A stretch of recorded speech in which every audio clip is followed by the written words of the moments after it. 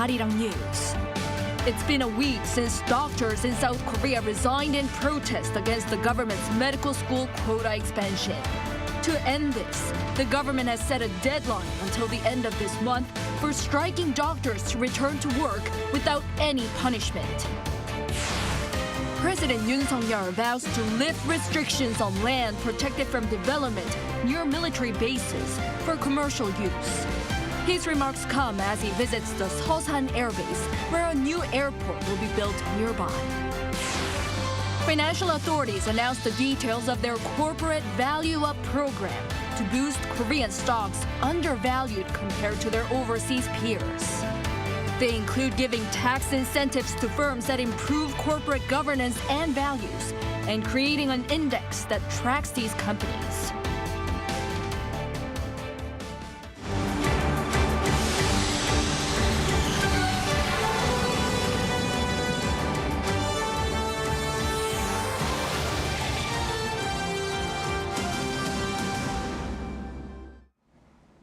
Good evening. It's 9 p.m. here in Seoul. Thank you for joining us on Arirang News. We start with the South Korean government giving an ultimatum to the doctors on a mass walkout. It's been chaos in hospitals for the last week since trainee doctors have been continuing to resign in protest of the government's medical school quota hike. To end this, the government set a deadline saying it would not hold doctors accountable if they return to their posts by Thursday, February 29th. Shin-Young leads us off. Amid the spread of collective action against the increase in medical school enrollment quotas, the government has issued a deadline for protesting doctors to return to work. Considering the seriousness of the situation, the government is making a final plea. If you return to the hospital you left behind by the 29th, you won't be held responsible for what has already happened. The country's Interior Minister Lee Sang-min has also urged doctors to engage in dialogue with the government for better medical service conditions. Hospitals have been scrambling, relying on attending physicians and professors to step in to fill medical service gaps left by the mass exodus of trainee doctors that began last Tuesday. However, the healthcare crisis is poised to deepen with medical school graduates turning down intern positions. According to the Health Ministry on Monday, as of Friday, over 9,000 trainee doctors from 100 major hospitals, accounting for over 70% of all trainee doctors, have walked off their jobs, and more than 10,000 trainee doctors have submitted resignation letters. The ministry said that trainee doctors who refuse to return to work by the deadline could start facing punishment the following day.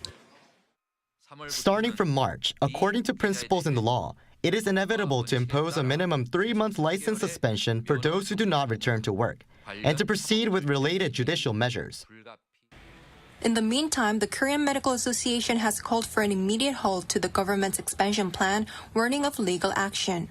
Arguing that the plan would compromise the quality of medical education, the KMA said the entire medical sector would fight using every legal means available until the end. In addition, the KMA is planning a massive rally on Yeouido on March 3rd, with 20,000 doctors expected to participate. Shin-Young, Arirang News. Moving on to policy discussions with citizens. President Yoon vows to lift restrictions on land near military bases that's protected from development for commercial use. His remarks comes as he visits the country's biggest Air Force base, the Seosan Air Base, where a new airport will be built nearby. Kim Do-yeon has the details.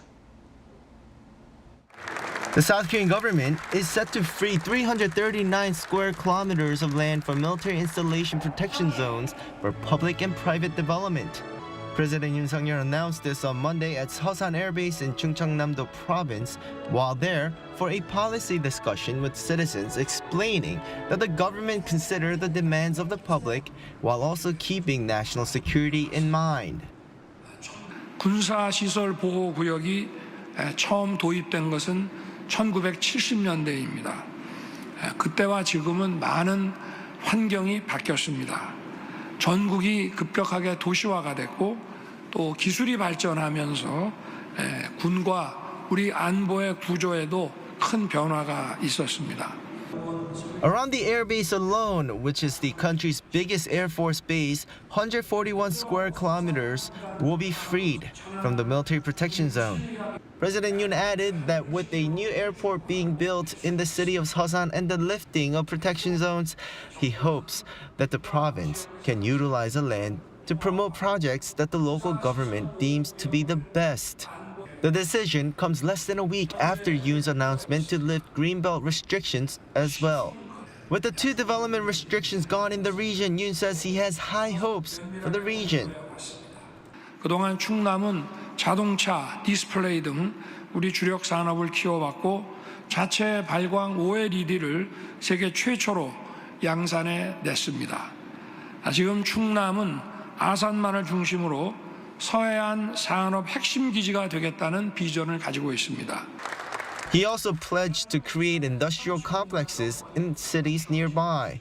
And as Chungcheongnam-do province is home to the headquarters of the Army, Navy, and Air Force, he will create a cluster for the defense industries centered in Nonsan. 지금 그 논산에 추진 중인 국방 미래 기술 연구센터 그리고 태안에 추진 중인 드론 연구개발 활주로 테스트베드 요거는 지금 사타가 진행 중인데 마무리되는 대로 신속하게 추진할 것입니다. In addition, at the discussion were also local residents who spoke of the needs of the people living outside the capital region. For example, one resident shared her excitement over the new National Police Hospital opening in Asan, which would be open to civilians as well. In addition, parents and students requested that the local education system be improved. Kim Do-yeon, Arirang News. Shifting our focus to the financial markets, the authorities announced the details of their corporate value-up program to boost Korean stocks undervalued compared to their overseas peers. They include giving tax incentives to firms that improve corporate governance and values and creating an index that tracks these companies. Our An Sung-jin provides the details. Despite substantial growth of the equity market over the past 10 years, Korea is still undervalued due to inefficient capital investment. This phenomenon is known as the Korea discount. The price-to-earnings, or PE ratio, indicates whether a stock at its current market price is expensive or cheap.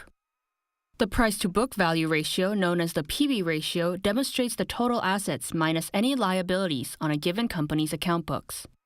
While both are key indicators of a company's financial stability and prospects, the figures for South Korean firms hover below the average of advanced countries. A professor says that there are a couple of reasons for this. The ones that are cited most often is the risk from North Korea.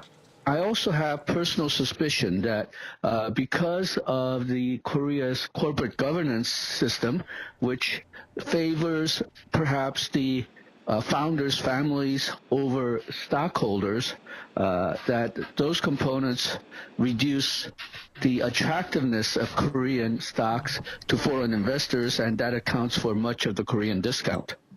To tackle this ongoing economic task, the government shared key details of the Value Up Corporate program at its first policy seminar on Monday. It aims to create a positive feedback loop where listed companies get a proper valuation so that investors can secure a profit and then further reinvest in the capital market. The framework includes supporting listed companies and investors and establishing a system to support the implementation of the Corporate Value Up program. The government will provide tax incentives for companies that voluntarily practice a shareholder return policy.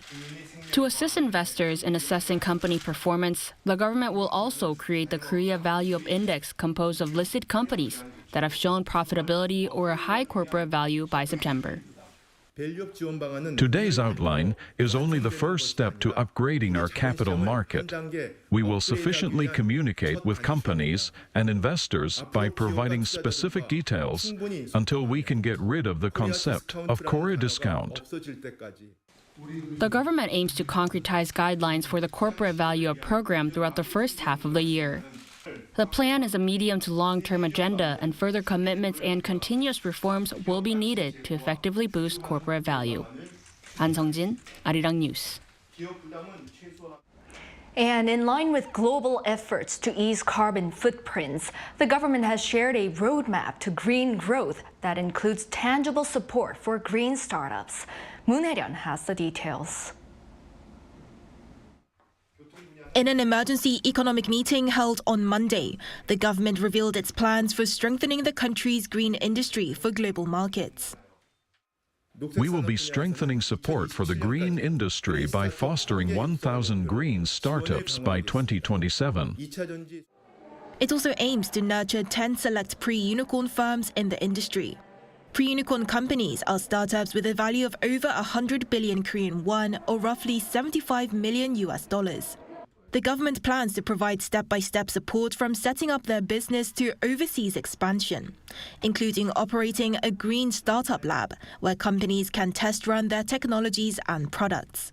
As pre-unicorn companies are currently unable to apply for various types of support due to their comparatively lower sales, the government is aiming to supplement this. Furthermore, 10 key sectors of green businesses have been selected for concentrated support, as the government deems domestic technology in said areas to be among the world's best. These include the likes of secondary batteries, renewable energy waste, and waste plastic. In order to advance into new overseas markets, the government will be targeting specific environmental problems facing each country and offering solutions. Examples stated were proposing alternatives for safe water management policies in Southeast Asian countries and branding Seoul's resource circulation policies for South American countries that are reliant on landfill sites without recycling. Another topic area that was discussed in the meeting was furthering financial support for vulnerable groups such as small business owners that are struggling with high interest rates on their loans. By the end of next month, the government plans to come up with a specific outline for who will be able to receive support and how, such as offering rent support and returning interest paid on loans. Moon Hae-ryun, Arirang News.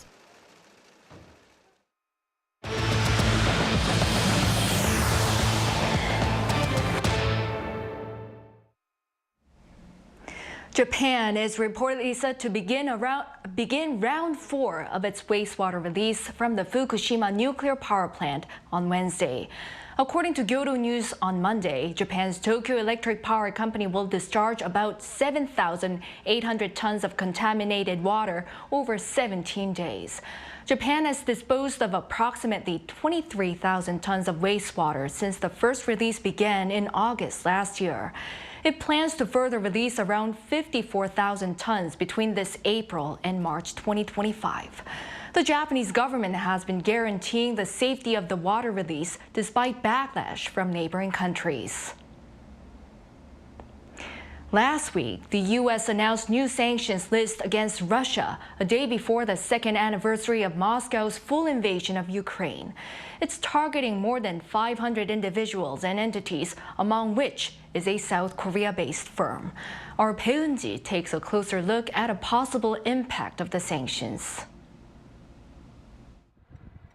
A day before the second anniversary of the Russian invasion of Ukraine, the U.S. announced on Friday more sanctions against Russia, targeting more than 500 people and entities.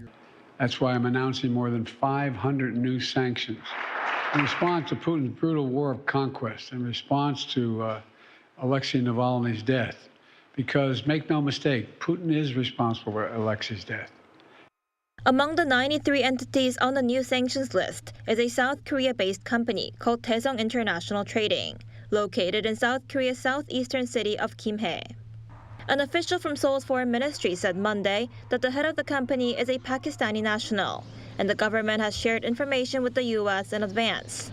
The country's trade ministry and the customs agency are also currently conducting investigations into the company to look for possible law violations. And another company run by South Korean nationals in Ireland was also added to the list. The firm, Qubit Semiconductor, was sanctioned for reportedly exporting sensitive electronic components to a Russian manufacturer. However, there are doubts about whether these sanctions will have a strong impact on Russia. One expert says the Russian economy has proven to be resilient, despite the sanctions imposed by the U.S. and European countries in the past, partly because Western countries have been hesitant, worrying that the sanctions may affect the global and regional economies. So sanctioning the export of Russian oil to other countries might make the entire oil prices go up, which I think would also have a negative impact on the oil price management in the United States. So I think all these factors, I think if applied the same way, I don't think it will be that effective as U.S. and Western countries expect. Another expert says imposing sanctions on more individuals and companies in countries outside of Russia is a signal to other international actors that there's a price to be paid for working with Moscow to help them evade the sanctions, but also raised doubts about their effectiveness. So I don't think this is going to change the game. The one thing that can really change the game is getting weapons to Ukrainians immediately and getting them longer range artillery. That's the thing that will change this. Arirang News. Ukrainian President Volodymyr Zelenskyy says 31,000 soldiers have sacrificed their lives for their country amid Russian invasion since February 2022. Lee Seung-jae reports. Saturday marked 2 years since Russia's invasion of Ukraine began the war that's still very much ongoing. The brutal war has led to the death of many civilians, but the Ukrainian government had not released an official figure on the number of soldiers killed in action. However, on Sunday, Ukrainian President Volodymyr Zelenskyy held a press conference in Kyiv and said that a total of 31,000 of the country's soldiers had been killed in the war. He slammed lies by Russian President Vladimir Putin and his government that some 150 to 300,000 Ukrainian soldiers died on the battlefield. Still, the Ukrainian leader said that each death is a huge loss to the country. Both Ukraine and Russia have kept the scale of their military's troop losses confidential to prevent enemies from using the death toll for propaganda purposes. So far, major foreign media outlets have only been estimating the number of military deaths by citing internal sources. The 31,000 military deaths announced by President Zelenskyy is significantly lower than the figure claimed by Russia and the amount of Ukrainian troop losses estimated by the West. UK-based newspaper The Economist last November reported that American officials estimated that 70,000 Ukrainian soldiers were killed in action, while 120,000 were injured. The New York Times reported last August that Russian military casualties had reached 300,000, while Ukrainian military casualties reached approximately 200,000. Russian Defense Minister Sergei Shoigu claimed last month that Ukraine lost 215,000 troops in just 2023 alone. During Sunday's press briefing, Zelenskyy further called for Western support and urged the U.S. Congress to pass an additional budget for Ukraine. Lee Seung-jae, Arirang News. Shifting gears, at the Berlin International Film Festival this past weekend, much applause was extended to a pair of Korean directors, including Sang-soo, for his latest screen production. He won the Silver Bear Grand Jury Prize for his new film. Yoon has more. Director Sang-soo's 31st feature film, A Traveler's Needs, premiered at the 74th Berlin International Film Festival and on Saturday won the Silver Bear Grand Jury Prize. Telling the story of a French woman, played by French actress Isabelle Huppert, who travels to Korea where she teaches a local woman to speak French. The movie highlights the themes of life's unbearable nature and the importance of communication. This is Hong's 7th time entering the Berlinale competition section and his 5th time winning the Silver Bear. 6 South Korean films were featured at this year's festival, highlighting once again the diversity and creativity of Korean cinema. In his acceptance speech, Hong thanked the jury for the prize and said he did not know what the jurors saw in his film exactly, which drew laughter from the audience. But he also expressed how he trusted working with actress Isabelle Huppert.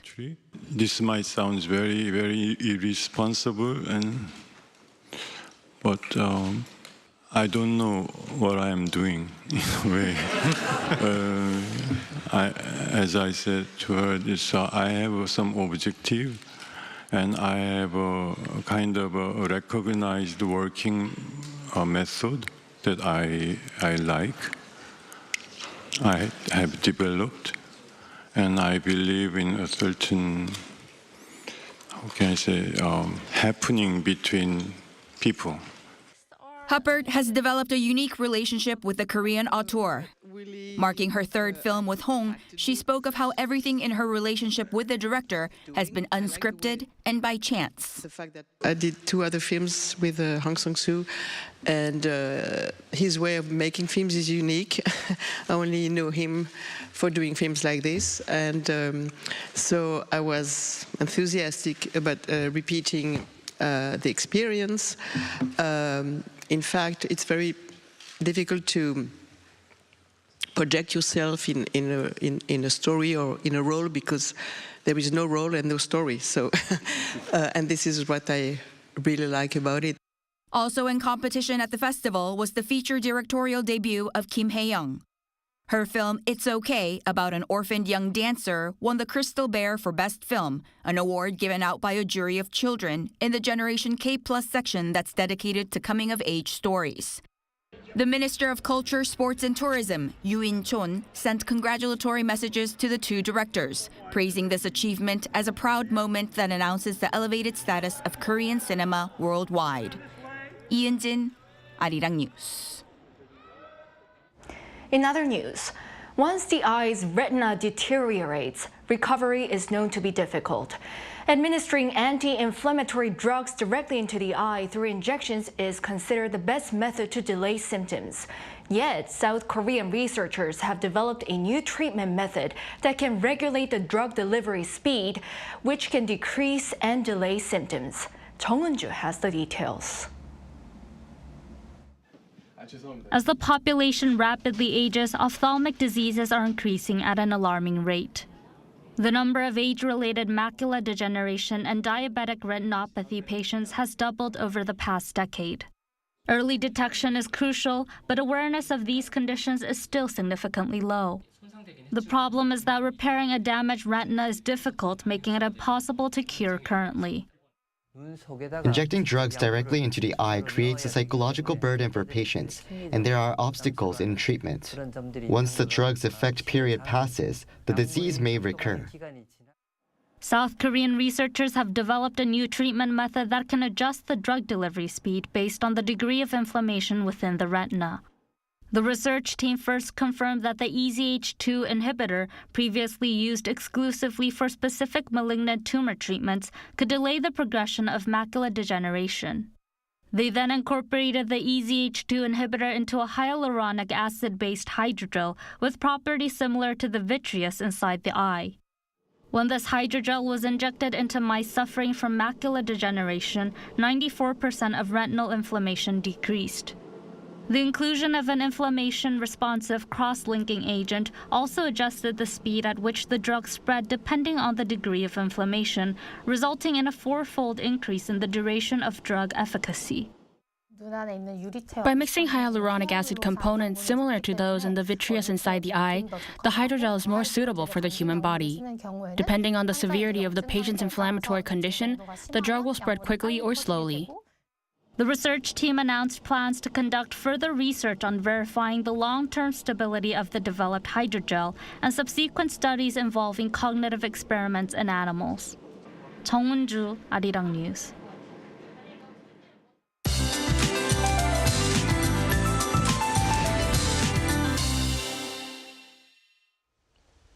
A flash of a cold snap was seen this morning. The lowest temperature in Seoul tomorrow will remain at 1 degree Celsius. In the middle of the day, it rises to 9 degrees, slightly exceeding previous year's temperatures. As the temperature swing is expected to be around 10 degrees, you should dress in layers. There will be no snowstorm news for inland areas tomorrow. On the other hand, snow clouds are gradually developing on the East Coast, which is affected by the easterly winds. Up to 7 centimeters of snow will fall in the mountainous areas of the Gangwon-do province, and as much as 3 to 5 in other East Coast areas. This snow will continue until dawn tomorrow. Tomorrow morning will start off in cold conditions. Chuncheon at -3 degrees, Daejeon and Daegu 0 degrees. Temperatures will jump in the middle of the day. Daejeon 10, Gwangju and Jeju 12 degrees. It is forecast to rain or snow across the country on Thursday.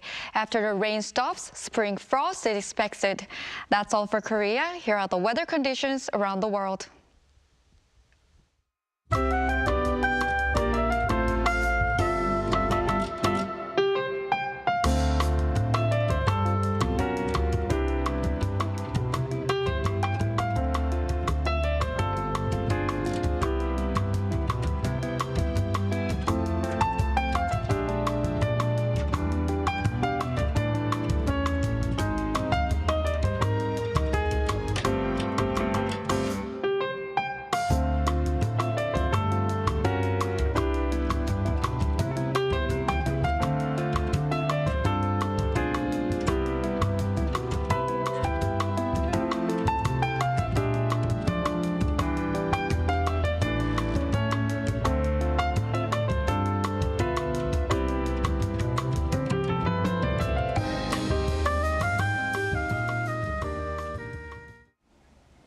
Well, that is all for this newscast. Thank you for watching. We'll be back at 10 p.m. with the AI headline news. Hope everyone has a good start of the week.